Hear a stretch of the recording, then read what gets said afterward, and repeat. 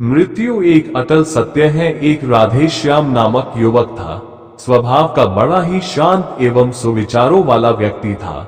उसका छोटा सा परिवार था जिसमें उसके माता पिता, पत्नी एवं 2 बच्चे थे। सभी से वो बेहद प्यार करता था। इसके अलावा वो कृष्ण भक्त था और सभी पर दया भाव रखता था। जरूरतमंद की सेवा करता था, किसी को दुख नहीं देता था। उसके इन्हीं गुणों के कारण श्री कृष्ण उससे बहुत प्रसन्न थे और सदैव उसके साथ रहते थे। और राधेश्याम अपने कृष्ण को देख भी सकता था और बातें भी करता था। इसके बावजूद उसने कभी ईश्वर से कुछ नहीं मांगा।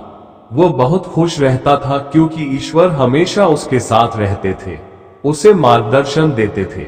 राधेश्याम भी कृष्ण को अपने मित्र की तरह ही पुकारता था और उनसे अपने विचारों को बांटता था।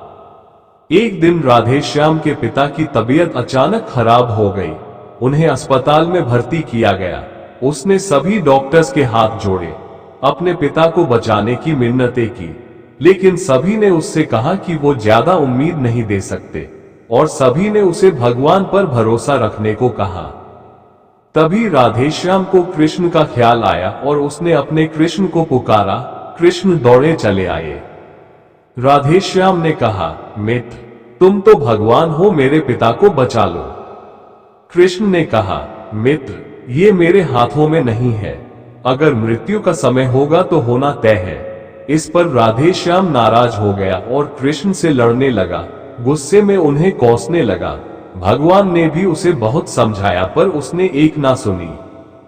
तब भगवान कृष्ण ने उससे कहा, मित्र, मैं तुम्हारी मदद कर सकता हूं, लेकिन इसके लिए तुम्हें एक कार्य करना होगा। राधेश्याम ने तुरंत पूछा, कैसा कार्य? कृष्ण ने कहा, तुम्हें किसी एक घर से मुट्ठी भर ज्वार लानी होगी और ध्यान रखना होगा कि उस परिवार में कभी किसी की मृत्यु न हुई हो। राधेश्याम झट से हां बोलकर तलाश में निकल गया। उसने कई दरवाजे खटखटाए। हर घर में ज्वार तो होती, लेकिन ऐसा कोई नहीं होता जिनके परिवार में किसी की मृत्यु ना हुई हो। किसी का पिता, किसी का दादा, किसी का भाई, माँ, काकी या बहन। 2 दिन तक भटकने के बाद भी राधेश्याम को ऐसा एक भी घर नहीं मिला। तब उसे इस बात का एहसास हुआ कि मृत्यु एक अटल सत्य है। इसका सामना सभी को करना होता है, इससे कोई नहीं भाग सकता। और वो अपने व्यवहार के लिए कृष्ण से क्षमा मांगता है और निर्णय लेता है जब तक उसके पिता जीवित हैं उनकी सेवा करेगा। थोड़े दिनों बाद राधेश्याम के पिता स्वर्ग सिधार जाते हैं। उसे दुख तो होता है, लेकिन ईश्वर की दी उस सीख के कारण उसका मन शांत रहता है।